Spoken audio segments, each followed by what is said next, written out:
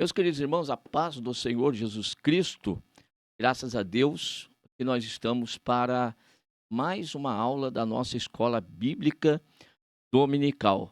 Nós estamos estudando o nosso quarto trimestre de 2024 e o tema geral nosso é Cristologia Bíblica, ou seja, Cristo nas Escrituras.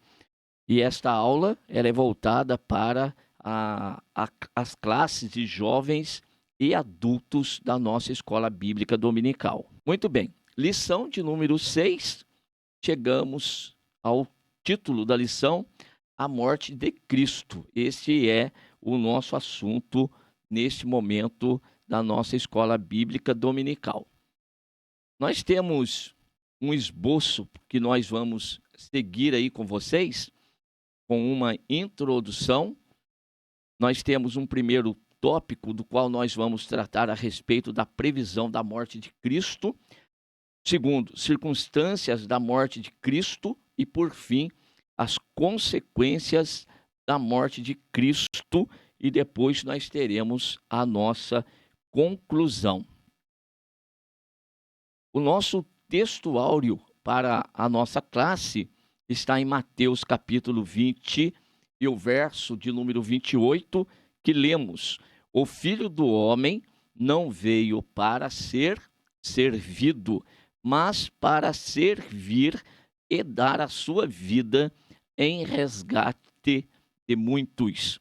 E aqui nós já temos logo uma das principais ou dos principais assuntos aqui, que realmente é a missão de nosso Senhor e Salvador Jesus Cristo, que é dar a sua vida em resgate de muitos.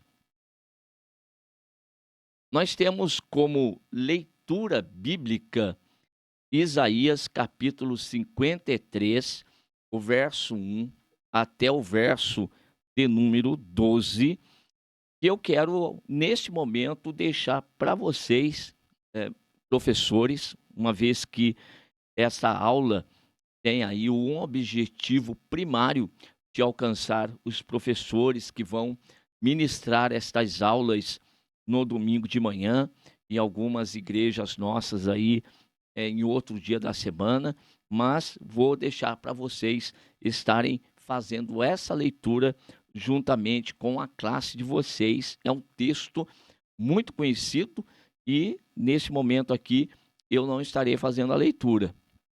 Vou seguir com vocês aí um pouquinho à frente já para a nossa introdução do nosso esboço aqui nesse momento. Na lição de hoje, veremos como a morte de Cristo, tendo sido planejada por Deus na eternidade, foi anunciada e seu significado ilustrado de antemão nas Escrituras Sagradas.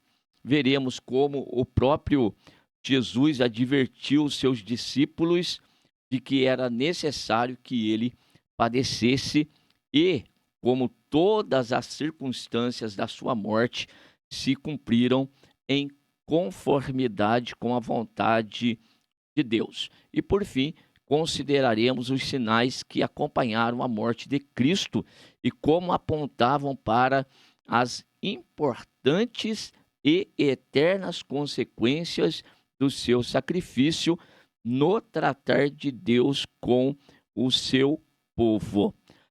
Eu quero me deter um pouquinho aqui com vocês nesta introdução, porque ela é importante para nós dentro da sala de aula, uma vez que ela apresenta de antemão para nós os 3 tópicos ou os 3 principais assuntos sobre os quais nós vamos tratar.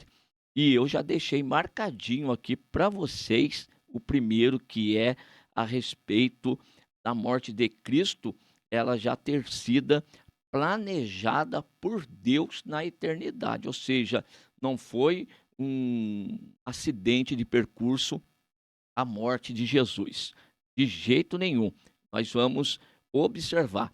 E que também no Primeiro Testamento nós temos uma ilustração na lei principalmente, com os sacrifícios que ali o povo, fazia diante de Deus, já ilustrava realmente que, havia a necessidade da morte de um cordeiro, mas não o animal. E na ilustração era sim um animal, todavia estava sendo apontado para um verdadeiro Cordeiro de Deus que tiraria os pecados do mundo. Também deixei marcado a respeito das circunstâncias da morte do Senhor, que ela estava em conformidade com a vontade de Deus. Então, o Senhor Jesus, ele veio para obedecer ao Senhor em tudo, obedecer ao Pai.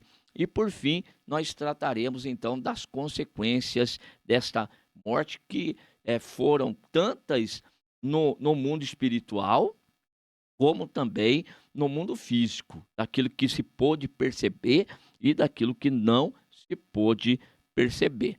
Vamos avançar então. Na nossa no nosso primeiro tópico, então, nós temos a previsão da morte de Cristo.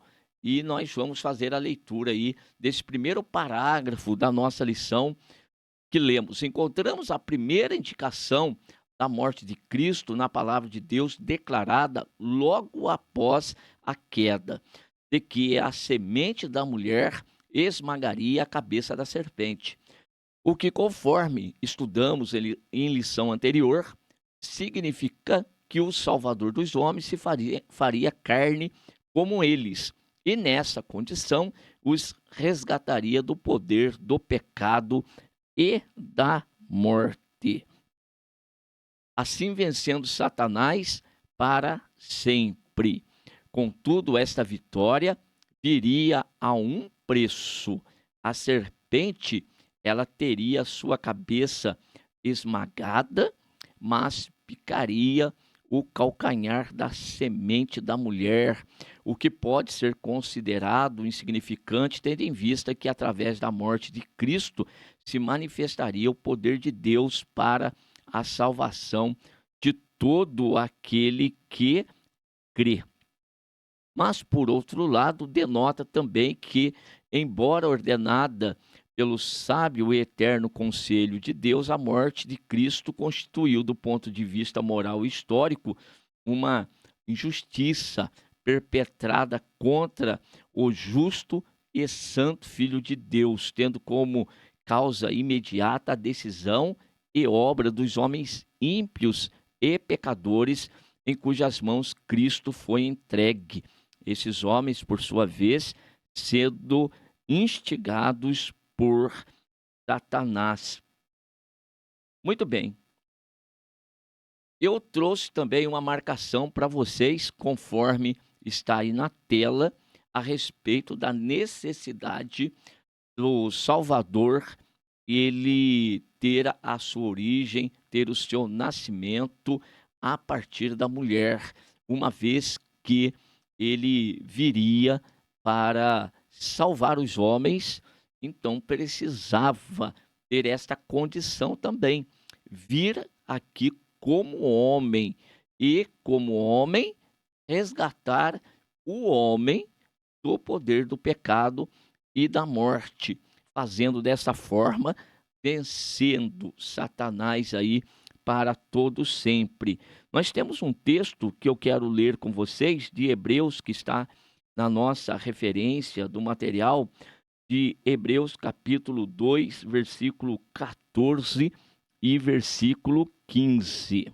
E visto como os filhos participam da carne e do sangue, também ele participou das mesmas coisas, para que pela morte aniquilasse o que tinha o império da morte, isto é, o diabo, e livrasse todos os que, com medo da morte, estavam por toda a vida sujeitos à servidão. Cabe aqui esta observação e essa explicação do texto de Hebreus, porque o homem, após ter pecado contra Deus no jardim, e sido lançado, e Deus já havia dito para o homem que quando ele comesse daquela árvore da qual o Senhor lhe proibira de comer, a sentença era a morte. E como foi? E agora o homem começa, não só experimentou a morte física, como também experimentou a morte, desculpe, não só experimentou a morte espiritual, que foi a separação de Deus, como também agora experimenta a morte física. E a partir daí, a morte segue, então fazendo parte da história da caminhada do homem na face dessa terra, não tendo mais, lógico, vida eterna, tendo aí o seu período de vida na face dessa terra limitada por causa aí do pecado. E Jesus veio exatamente para livrar o homem desse temor, pois o homem, ele é um dos maiores temores que o homem tem, é realmente a morte. Até hoje, a gente observa quando alguém tem algum tipo de enfermidade e que se desconfia de que tal enfermidade é para a morte, então quem é que não dá de tudo para, manter-se vivo, ter a vida? O homem não foi criado para a morte. Então isso aí foi algo que atormentou e atormenta o homem até então. Todavia, com a vinda do Senhor Jesus Cristo como homem, nessa nossa estrutura e na nossa estrutura também, ele morreu, porém, ao terceiro dia, ao ressuscitar e ao aparecer para os seus discípulos, ele deixou claro que a morte ela foi vencida. Primeiramente por ele.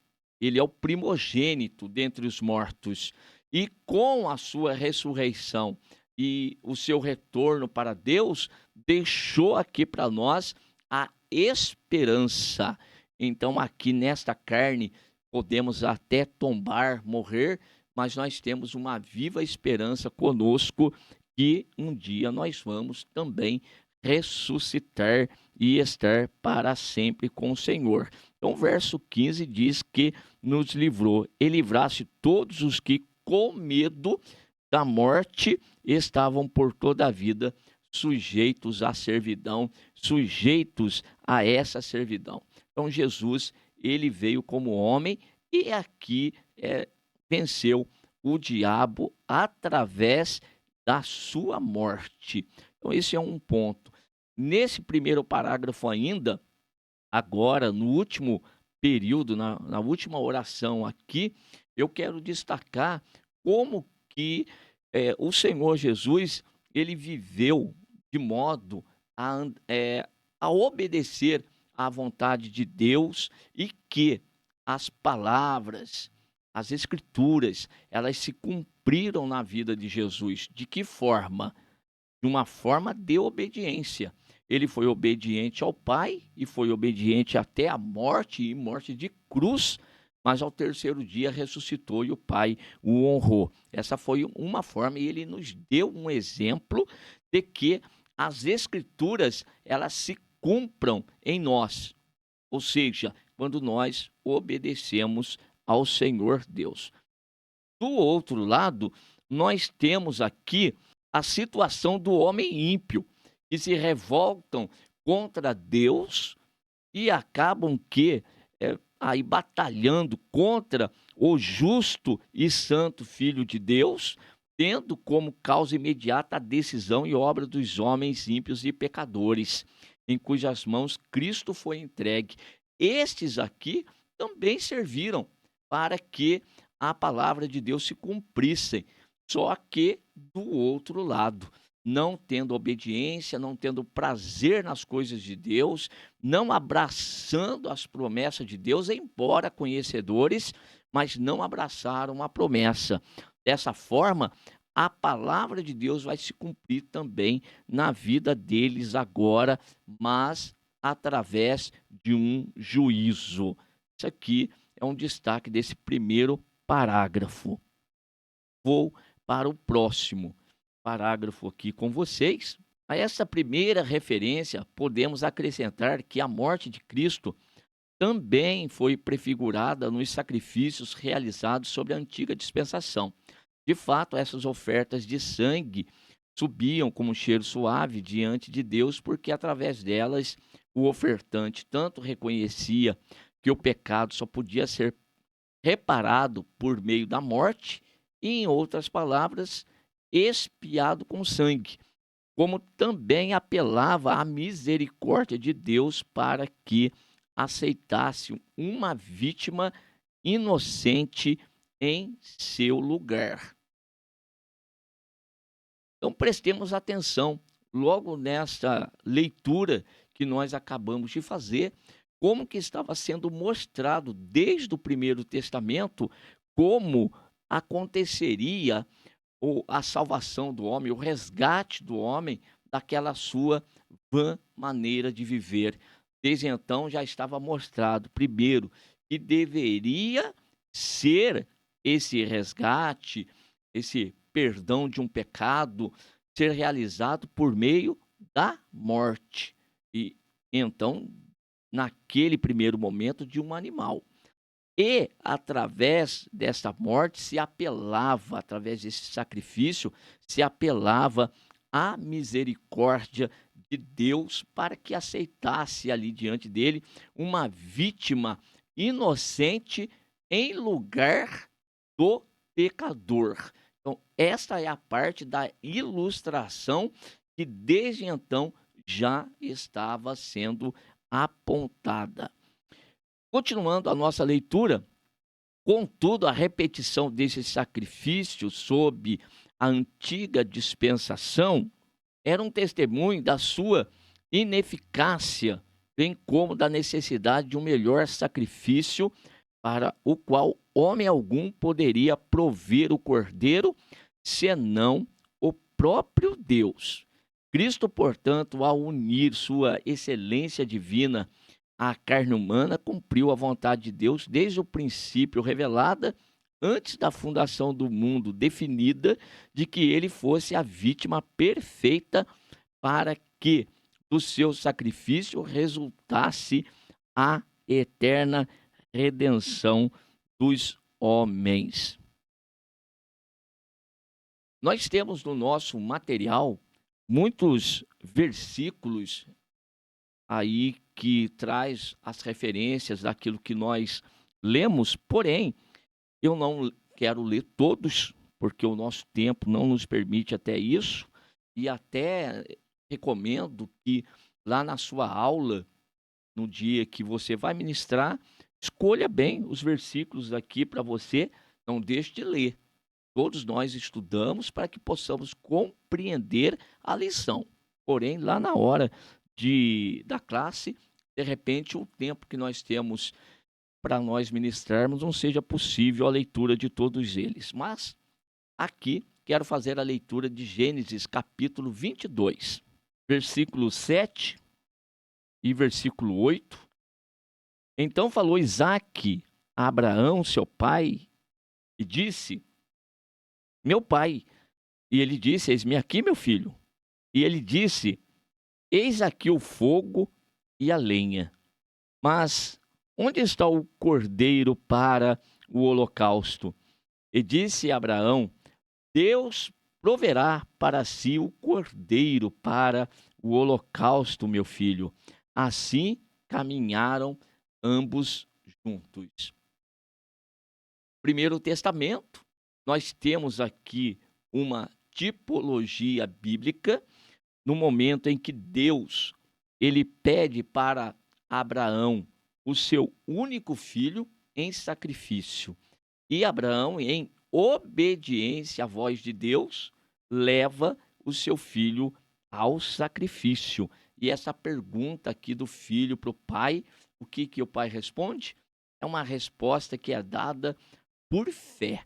Por isso que Abraão, ele é considerado também, por isso aqui, o pai daqueles que têm fé. A resposta é nesta condição: meu filho, Deus proverá para si o cordeiro para o holocausto. Então, ao mesmo tempo que falava daquele momento que ele estava atravessando, todavia isso aqui já aponta também para nós que o Senhor Deus proveria para si um cordeiro que então morreria de uma forma definitiva pelo homem, uma vez que naquela ocasião, principalmente a ocasião da lei, onde os animais eram levados, tanto que aquilo tudo era sempre repetido, porque era ineficaz.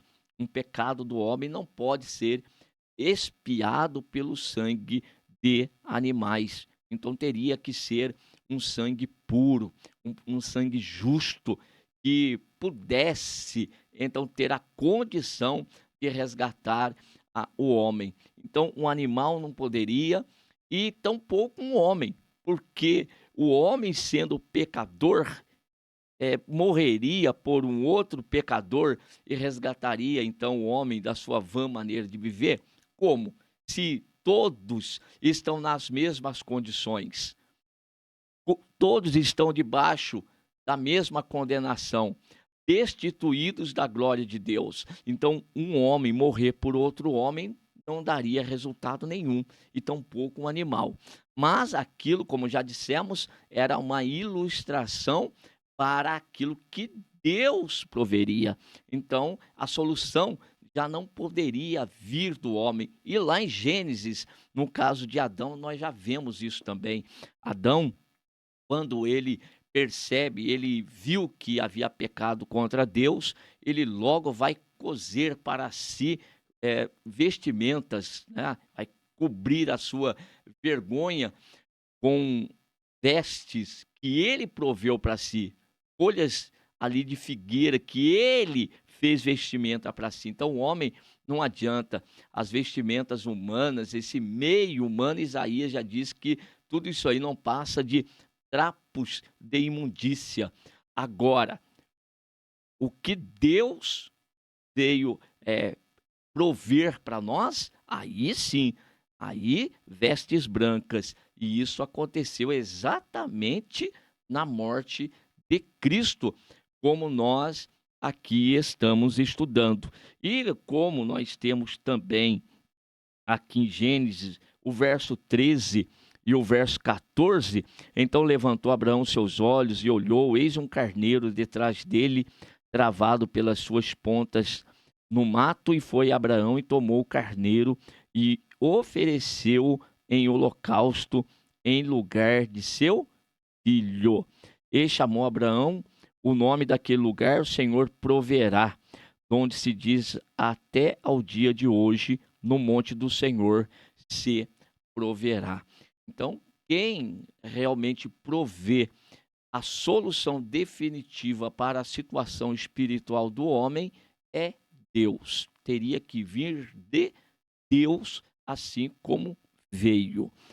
Em João, capítulo 1 e o verso 29, nós temos ali João Batista identificando Jesus como sendo o verdadeiro Cordeiro de Deus que tira o pecado do mundo.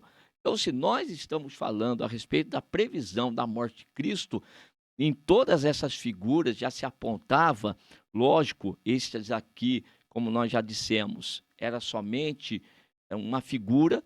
Agora, João Batista, ele identifica Jesus. Agora, como os demais foram sacrificados, os cordeiros, os animais, para ali se prefigurar a expiação do pecado do homem, assim também Jesus teria. Se o animal foi, ainda mais Cristo Jesus precisava então dar a sua vida para resgatar o homem. Nesse terceiro parágrafo, ainda sobre a previsão da morte de Cristo, assim que, plenamente consciente de que havia vindo a este mundo para morrer pelos pecadores, o próprio Jesus sempre expressou a sua expectativa em relação a esta hora. E, embora se angustiasse com a sua proximidade, venceu aquilo que temia pela perspectiva de que esta era a vontade do Pai e que, consumada a obra, ele seria sumamente glorificado. Então Jesus, ele realmente estava consciente desta obra que ele veio realizar. É o propósito de vida de Jesus, era realmente obedecer o Pai em tudo e até morte e morte de cruz. Estava assim, dessa forma. E mesmo sabendo que eram incapazes de compreender como o rei de Israel poderia padecer sobre os seus opositores, o mestre advertiu os seus discípulos de antemão e com maior frequência na medida em que chegava a sua hora, para que quando tudo isso acontecesse, não perdessem a fé naquele que era a esperança de Israel. Nós temos vários versículos também aqui que nos apontam para isso. Por exemplo, quando Jesus ele estava no Getsêmani orando e no meio daquela angústia, porque já estava chegando realmente a sua hora, e como homem que era, estava sentindo a angústia da morte e precisava sentir porque estava ali no corpo físico. Nós já estudamos isso em outras lições, né, as lições anteriores, e ele sentiu essa angústia da morte e chegou até a buscar o Senhor na oração e pedir: Pai, se possível for, passe de mim este cálice. Todavia, não se faça a minha vontade, mas a tua vontade, ó Pai. E realmente a vontade do Pai prevaleceu e Jesus, ele se submeteu a esse propósito, veio para isto e permaneceu desta forma, obediente, então, até a morte. Muitos que andaram com Jesus já tinham ouvido, já Jesus havia ensinado, mostrado pelas Escrituras que era necessário que ele viesse a morrer na cruz, ele seria entregue nas mãos dos pecadores e seria escarnecido. Pedro, por exemplo, num certo momento, vai se opor a esta obra que Jesus disse que iria realizar, dizendo para o Senhor: de maneira nenhuma isso não vai acontecer, se opondo a uma obra. E Jesus vai repreendê-lo, até dizendo: para trás de mim, Satanás, porque você não entende os propósitos de Deus. No momento está preso somente nos propósitos humanos, entendendo as coisas dos homens. Não estava tendo visão daquilo que Deus já havia preparado para acontecer. Seguindo a nossa aula, nós estamos agora no segundo tópico, que diz circunstâncias da morte de Cristo. E leio: dentre as circunstâncias envolvendo a morte de Cristo, queremos chamar a atenção novamente para os autores ou os agentes imediatos, desde que, do ponto de vista moral ou histórico, foi o maior ato de injustiça cometido pelos homens. Mas, como deixei marcado aí para você, isto também aconteceu para que se cumprisse a Escritura, porque o Espírito havia previsto que os judeus daquela época, depois de rejeitarem a palavra de Deus falada pelos profetas, rejeitariam o próprio Messias, ainda que sem causa e em flagrante contradição contra a sua esperança, uma vez que eles esperavam o Messias e Jesus dizendo ser o tal, eles não creram. E entregando-o aos gentios, estes, por sua vez, tratariam o Messias com ainda maior crueldade, zombando de suas prerrogativas reais, infligindo-lhe terríveis e dolorosos castigos, e por fim essa morte vergonhosa de um malfeitor. Jesus, ele foi levado à morte de cruz, e a morte de cruz, ela era reservada para o pior malfeitor naquela ocasião. E por isso essa expressão vergonhosa na ocasião. Humilharam o Senhor Jesus. Mas como nós temos em Isaías 53, Jesus, ele padeceu tudo, ele foi humilhado e ele foi escarnecido. Tudo isso para quê? Para que nós pudéssemos ser reconciliados com o Pai.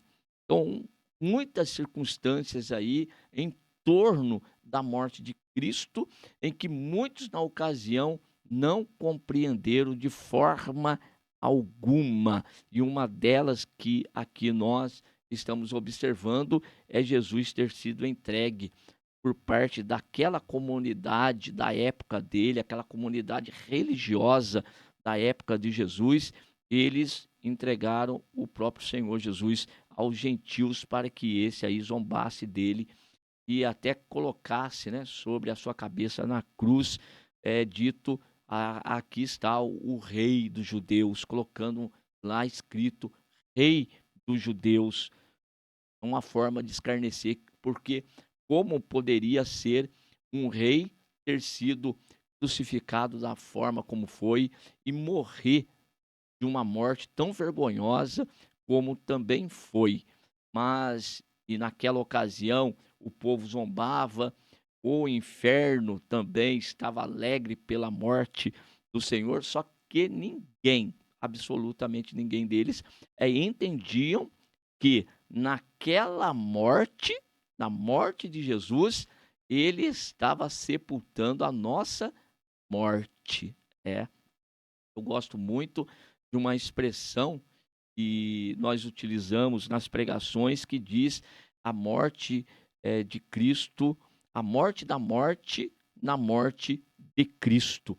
Cristo, ele veio aqui como homem e na condição de homem, ele ali pensando os demais, aqueles que são escarnecedores, zombadores, carnais, homens ímpios, pensando que estavam vencendo, assim como também o inferno, pensando que estava vencendo, mas ali na realidade estava sendo determinada a nossa vitória. A nossa vida estava sendo mudada ali naquela morte, porque na morte dele, ele então vai tirar da morte, ele nos tira, ele nos resgata. É por isso que existia a necessidade de Jesus vir até aqui na nossa condição e morrer. Ele, na sua morte, ele nos tira do poder da morte. Nos tira quem? Aquele que creu.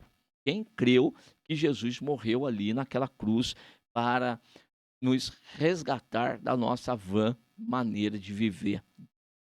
Vamos prosseguir na nossa leitura aqui no segundo parágrafo desse material de classe. Circunstâncias da morte de Cristo, e assim, depois de ser cruelmente castigado, o Senhor Jesus levou o próprio madeiro, onde, chegando ao Gólgota, foi crucificado, e onde, depois de ter erguido, foi deixado para padecer uma morte lenta e dolorosa, sob a zombaria dos soldados romanos e o desprezo dos judeus. Longe, porém, de repreender ou desejar a condenação de seus algozes, Cristo manteve-se calado, resignado, com a mesma inocência e simplicidade da ovelha muda perante os seus tosquiadores. É o texto de Isaías também, 53, que a ovelha, assim como ela está indo para o sacrifício, ela vai quieta, ela vai muda, ela vai sabendo, como que sabendo que vai ser imolada e sacrificada. O Senhor Jesus Cristo também não resistiu, não tratou nenhum dos seus algozes aí, como nós já lemos, como na mesma altura, de forma alguma. Jesus ali, ele realmente se entregou.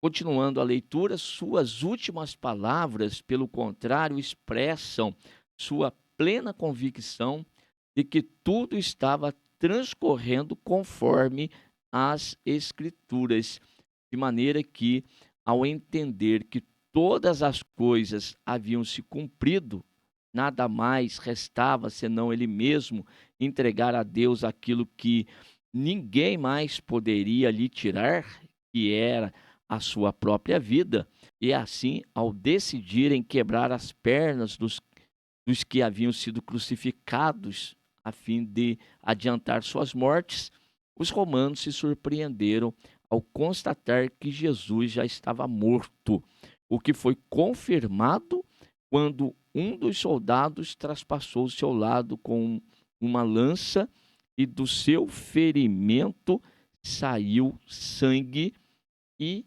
água. Então, nós podemos dizer, conforme isso que lemos, e também lemos nas Sagradas Escrituras, que ninguém tirou a vida de Jesus. A vida dele, ninguém poderia fazer isto. Ele próprio a deu, como está escrito: eu tenho poder para dar e torná-la a tomar.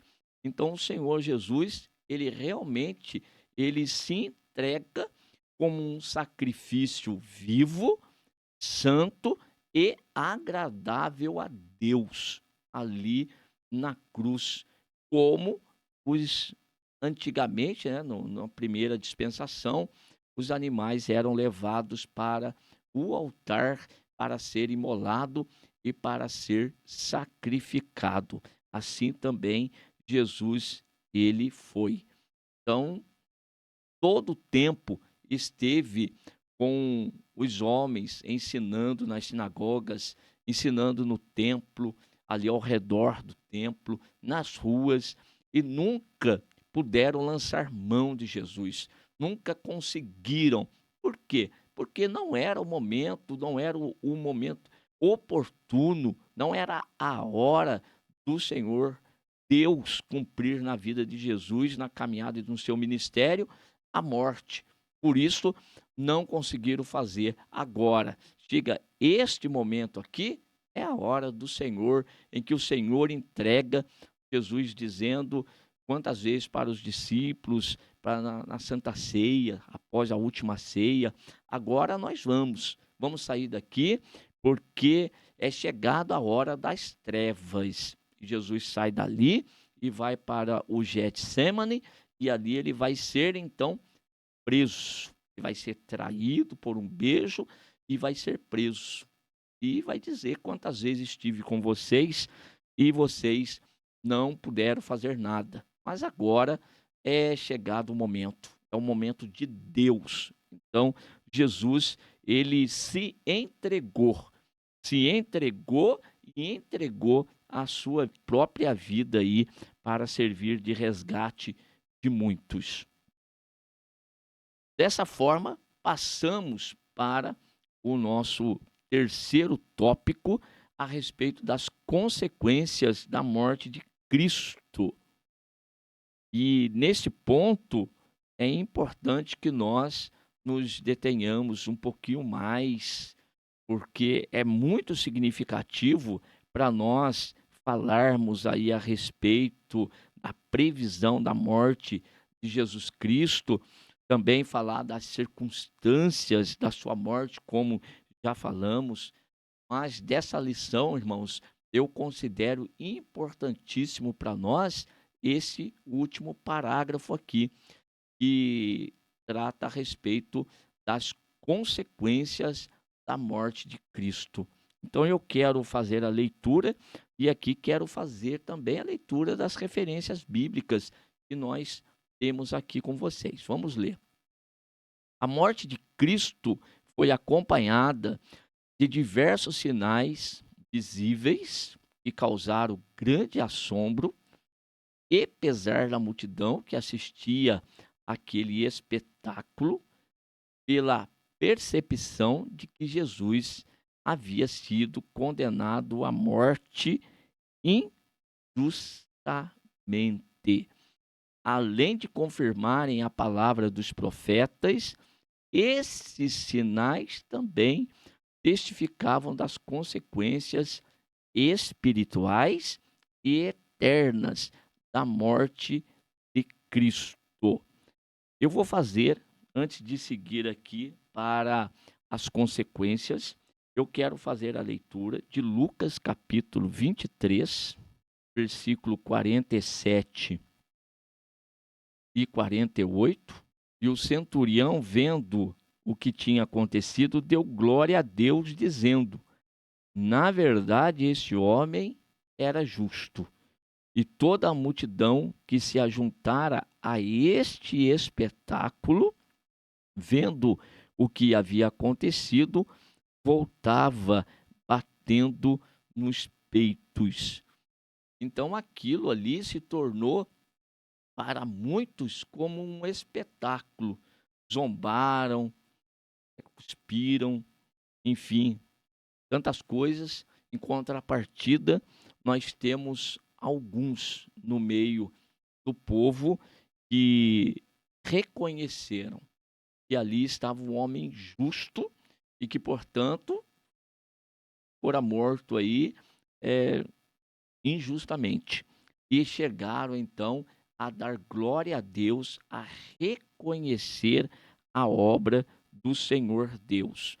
Em Atos, capítulo 3, versículo de número 17, nós lemos o seguinte: e agora, irmãos, eu sei que o fizeste por ignorância, como também os vossos príncipes. Estes aqui estão ouvindo a pregação do apóstolo Pedro, eles estão tendo a oportunidade de ouvir a respeito da pregação, a respeito da palavra de Deus e do cumprimento da palavra do Senhor. E Pedro está dizendo que eles, naquela ocasião, fizeram por ignorância. É o caso? Então, agora, pela pregação, está tendo a oportunidade de reconhecer esse erro, reconhecer esse pecado e alcançar a misericórdia de Deus, e alcançar o favor de Deus. Paulo, escrevendo aos Romanos 10:17, vai dizer que a fé, ela vem pelo ouvir, e ouvir pela pregação da palavra de Cristo. É isto aqui que Pedro está fazendo, pregando esta palavra. Embora exista aqui, da parte de Pedro, o apontamento de que aqueles homens realizaram, o que eles fizeram, que estava errado, né, do ponto de vista humano, moral, histórico, conforme nós já lemos, mas agora eles tinham a oportunidade do arrependimento. Deus estava dando-lhes esta oportunidade, e uma das consequências da morte de Cristo é exatamente isso aqui: dar a oportunidade para o homem de arrepender dos seus pecados e se reconciliar com Deus. Eu vou continuar a leitura do material agora com os sinais. Se não vejamos, houve sinais tanto nos céus, o céu se escurecendo e a terra permanecendo em trevas, da hora sexta até a nona, como na terra um grande tremor, fendendo pedras e abrindo sepulcros em Jerusalém. Então são sinais visíveis, são sinais físicos, que quando Jesus ali na cruz, ele já se entregando e vai dizer para o Pai que a obra que lhe havia sido confiada, ele agora terminara. Era fim, aquilo foi cumprido, tudo está cumprido. A palavra do Primeiro Testamento, as profecias, a lei, tudo se cumpre em Cristo Jesus, nosso Senhor. E naquele último momento em que então entregou o seu espírito. E neste momento então aconteceram estes sinais e todos que ali estavam perceberam, viram aqueles sinais. Sepulcros que se abriram conforme nós lemos aqui. Muitos daqueles que estavam no sepulcro se levantaram pela manifestação do poder de Deus naquela ocasião. Lógico, levantaram, ressuscitaram para esta vida e depois tornaram a morrer. Agora, ao mesmo tempo em que na casa de Deus, o véu que separava o lugar santíssimo rasgou-se de alto a baixo, literalmente expondo e deixando livre o acesso à presença de Deus, ali representada pela Arca da Aliança e o propiciatório entalhado com os querubins da glória. Vou ler com vocês algumas referências aqui, mas principalmente, irmãos, se eu disse para vocês que eu considero esse tópico a respeito aí da morte de Cristo, que é o nosso tema, e eu considero esse último tópico aqui como um dos três aqui, ele é o mais importante, né? Agora, essa última parte, então, em que quando Jesus ele ali expira, nós temos o véu do templo se rasgando, de alto a baixo, se rasgando. Ou seja, aquilo não foi uma obra humana, aquilo foi uma obra de Deus. E algo que até então estava oculto, estava guardado, inacessível, a não ser por sumos sacerdotes que ali adentravam uma vez por ano, tá bom? Não sem também a expiação dos seus próprios pecados e do pecado do povo, e depois entrava, mas entrando tinha que sair. Mas agora está aberto, demonstrando ali Deus que o acesso até a sua presença, que até então era vedado, era muito reservado, agora está acessível. Está acessível para quem? Está acessível para aqueles que agora passam a crer na morte de Jesus Cristo, que Jesus realmente ali morreu por nós, para expiação dos nossos pecados. Então, a morte de Jesus, ela, através da sua morte, ele pagou o preço do nosso resgate. Então, ele nos resgatou das trevas e nos trouxe para a sua maravilhosa luz. Como disse Pedro, ele pagou o preço.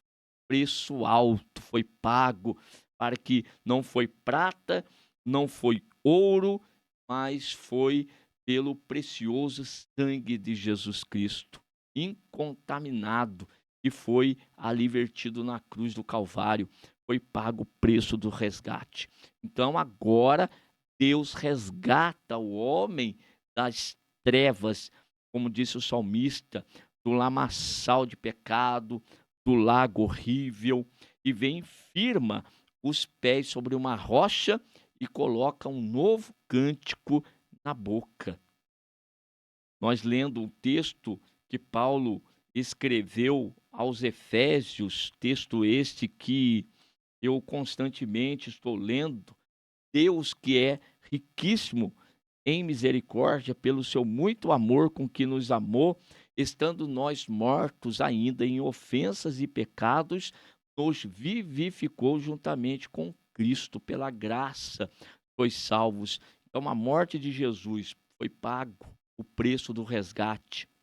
A morte de Jesus, com seu sangue vertido, ele nos remiu, ele nos lavou, ele expiou os nossos pecados. E através agora da sua ressurreição, Jesus nos dá vida, vida com abundância. E Deus, ele nos ressuscitou juntamente com ele e nos fez assentar nos lugares celestiais em Cristo Jesus.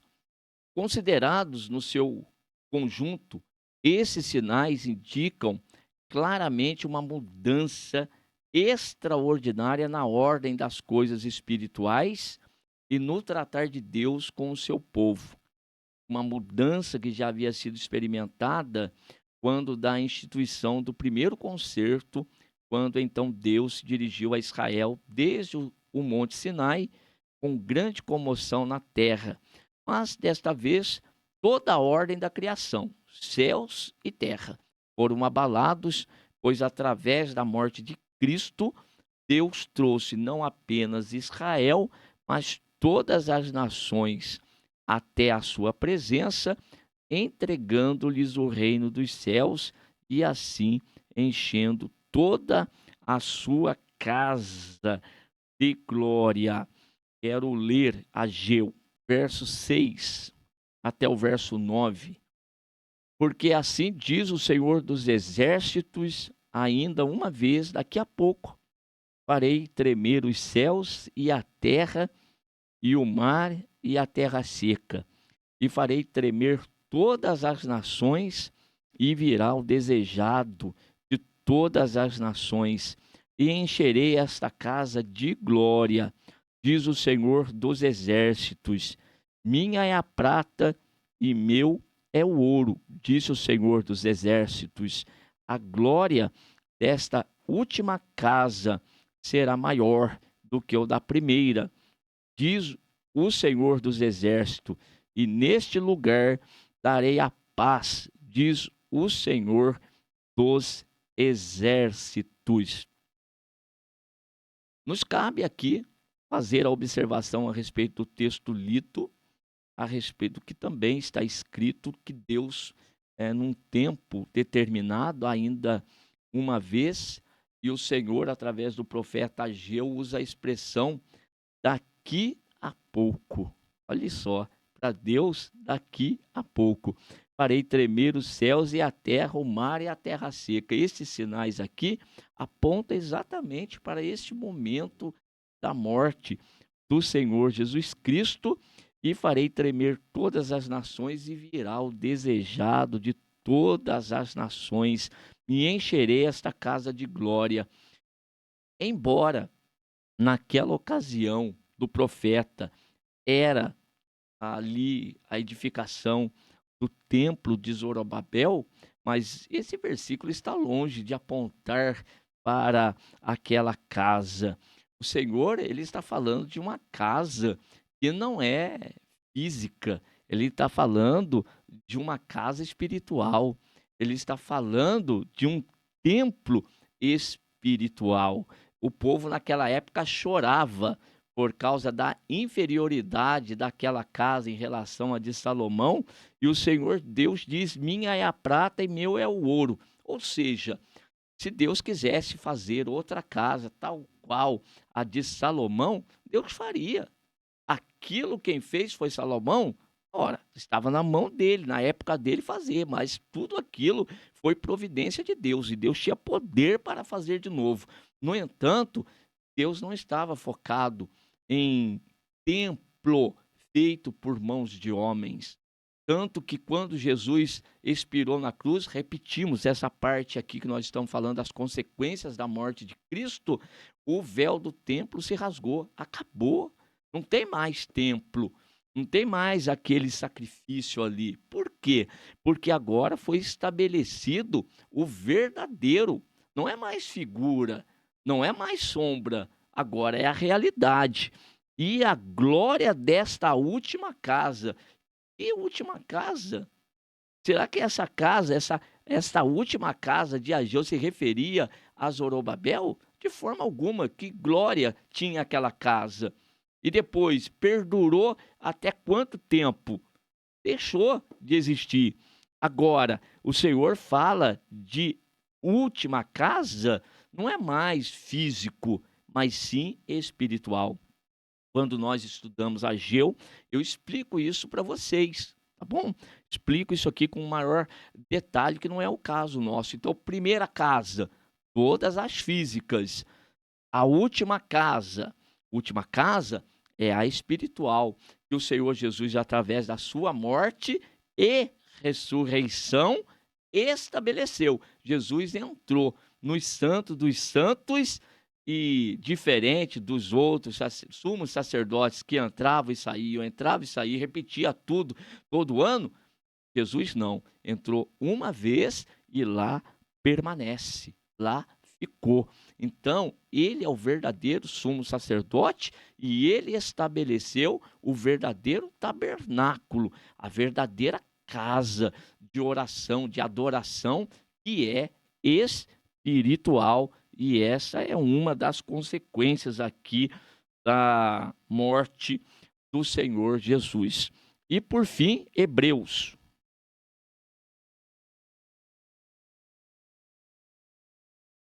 Capítulo de número 12,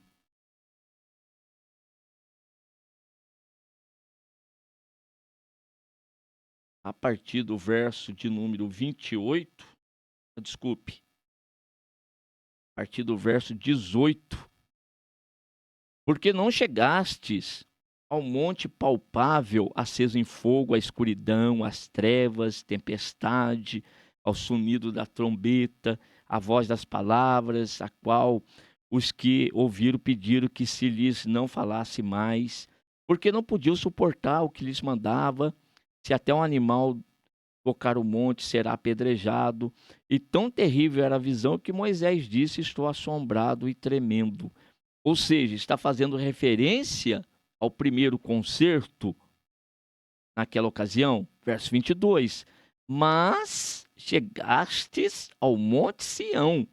Então, você não chegou ao monte palpável, conforme está no verso 18, mas no verso 22, chegastes ao monte Sião, a cidade do Deus vivo, a Jerusalém celestial e aos muitos milhares de santos, a universal e igreja dos primogênitos que estão escritos nos céus, e a Deus, o juiz de todos, e aos espíritos dos justos aperfeiçoados, a Jesus, o mediador de uma nova aliança, ao sangue da aspersão, que fala melhor do que o sangue de Abel.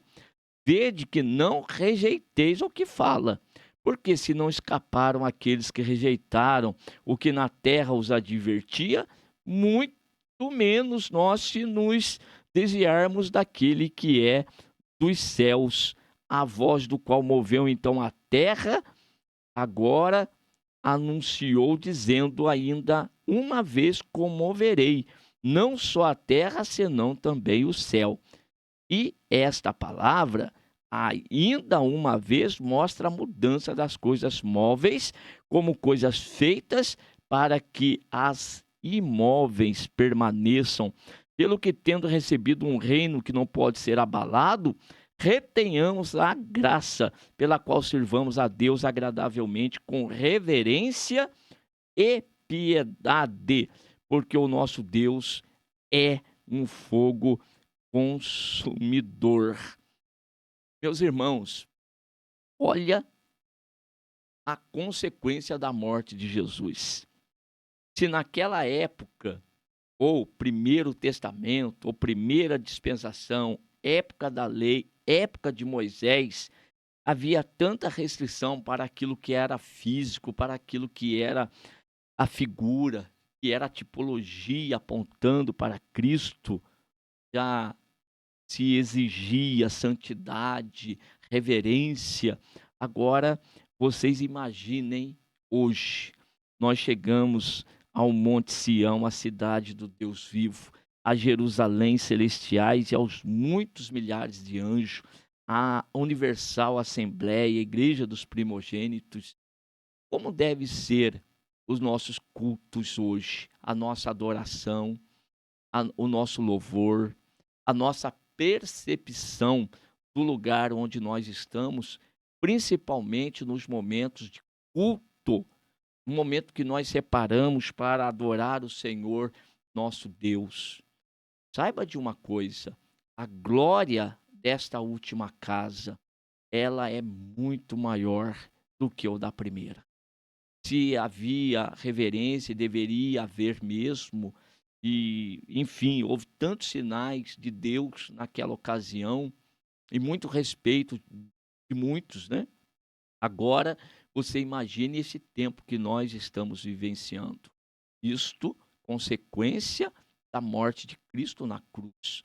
Foi aberto para nós esta porta, esta oportunidade, principalmente nós que, como gentios, nós estávamos separados de Deus, longe, o apóstolo Pedro, nós que antes não éramos povo, mas e agora?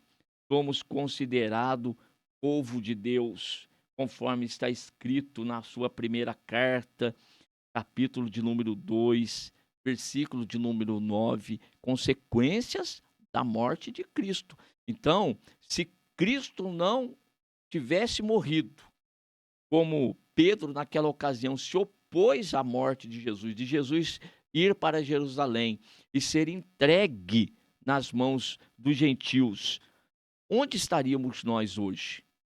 Mas como Cristo, ele cumpriu as escrituras, obedeceu ao Pai até morte, morte de cruz, e ressuscitou, lembrando que não permaneceu morto, Jesus ressuscitou ao terceiro dia e subiu aos céus e está sentado à destra de Deus Pai, e ele agora nos constituiu como geração eleita, sacerdócio real, nação santa, povo adquirido, para que anuncieis as virtudes daquele que vos chamou das trevas para sua maravilhosa luz.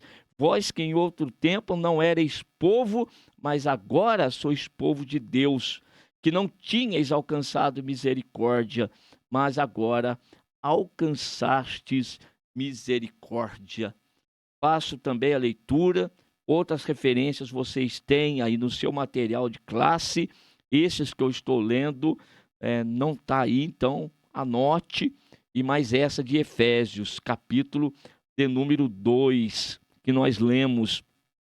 E vos vivificou, estando vós mortos em ofensas e pecados, em que noutro tempo andastes, segundo o curso deste mundo, segundo o príncipe das potestades do ar, do espírito que agora opera nos filhos da desobediência, entre os quais nós também antes andávamos, nos desejos da nossa carne, fazendo a vontade da carne e dos pensamentos, e éramos por natureza filhos da ira, como os outros também. Mas Deus, que é riquíssimo em misericórdia, pelo seu muito amor com que nos amou, estando nós mortos em ofensas, nos vivificou juntamente com Cristo. Pela graça sois salvos, e nos ressuscitou juntamente com ele, e nos fez assentar nos lugares celestiais em Cristo Jesus. Consequências da morte de Cristo, pois se aqui ele ressuscita, e através da sua ressurreição, juntamente com ele, ressuscitamos, foi porque ele morreu. Se Jesus não tivesse morrido, não ressuscitaria. Na sua morte, portanto, vamos recapitular, foi pago o preço do resgate. Com a sua morte, nós fomos lavados e remidos pelo sangue dele. Fomos reconciliados com Deus. Voltamos a ter paz com Deus por meio da morte de Cristo. Foi riscado a cédula que era contra nós através da morte de Cristo na cruz. E na sua ressurreição, ressuscitamos. Nós recebemos vida, e vida com abundância. Então, para nós, meus queridos irmãos, esta lição, ela é de suma importância, e repito, principalmente esta última parte. Você que é professor da EBD, preste atenção, cuidado. para você não ficar muito detido no primeiro tópico, não ficar muito detido no segundo. Então eu já estou aqui, te preparando para isto. Leia com mais atenção, assista essa aula, leia depois com mais atenção e você veja se há realmente essa importância para você dar ênfase no terceiro tópico, porque geralmente nós vamos tratando o primeiro, tratando o segundo, e quando chega no terceiro, a nossa hora já foi embora. Mas eu desejo muito que você preste atenção e veja, tá bom? Veja você esse terceiro tópico. Conclusão: a morte de Cristo, sem dúvida, foi o acontecimento mais importante de toda a história do universo.